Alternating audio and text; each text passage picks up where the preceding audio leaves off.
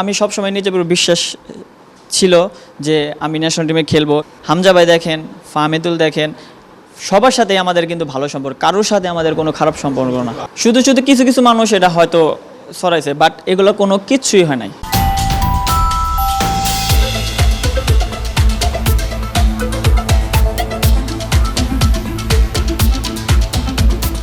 ফুটবলে শর্টকাট বলে কিছু নেই।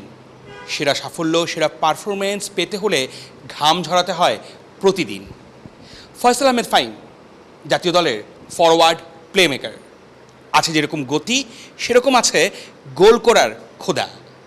সেই ফুটবলারের সঙ্গে কথা বলবো আগামী যে ম্যাচগুলো আছে বাংলাদেশের সেই বিষয়ে এবং কীরকম চলছে সব কিছু।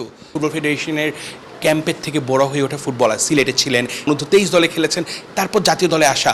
ওভারঅল কি মনে হয় এই ফুটবল ক্যারিয়ারটা নিয়ে? আমি সবসময় নিজের উপর বিশ্বাস ছিল যে আমি ন্যাশনাল টিমে খেলবো এবং আমার সবসময় স্বপ্ন ছিল যে আমি বেস্ট 11-এ খেলবো।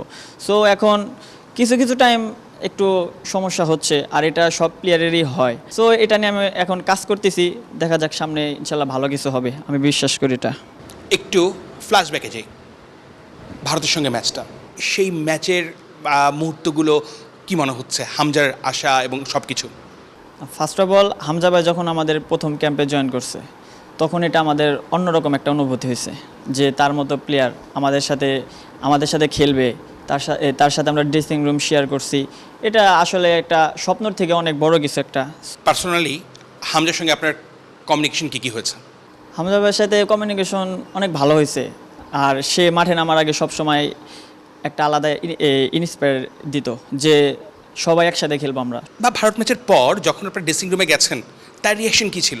তার রিয়াকশান, সে অনেক খুশি ছিল এবং সে সবার সাথেই কথা বলছে, অনেক হাসি, আমরা মজা করছি। তার এটা একটা প্রথম ডেবু ম্যাচ, জয় দিতে উপহারটা দিতে পারতাম, আমার মনে হয় সবাই আরও বেশি ইন্সপায়ার হতো। ফাইন, সেক্ষেত্রে আরও বেশি বিদেশি ফুটবলারের ব্যাপার তৈরি হয়েছে, বেশ কয়েকজন সামনে আরও ট্রায়ালে আসছে। কি মনে হচ্ছে, কিছুটা কি আতঙ্ক তৈরি হয়েছে যে নিজের জায়গাটা একটু নড়বড়ে হতে পারে?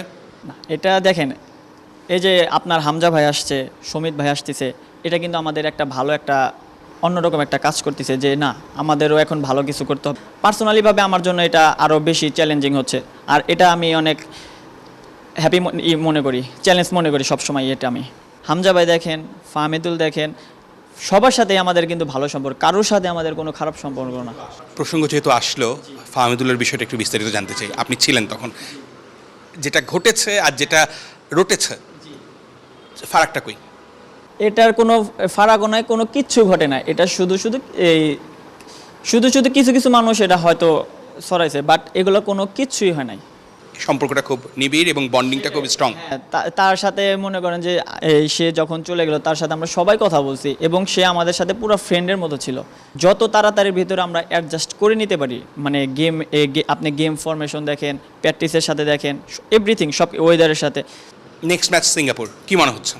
আমাদের দলের এখন বর্তমান যে অবস্থাটা আছে আর সবাই সবার প্রতি যে বিলিফটা আছে, আমার মনে করি যে এই বিলিফটা আর এই টিম স্পিরিটটা নিয়ে যদি আমরা খেলতে পারি, আমরা আশা করি আমরা ম্যাচটা জিতবো ইনশাল্লাহ।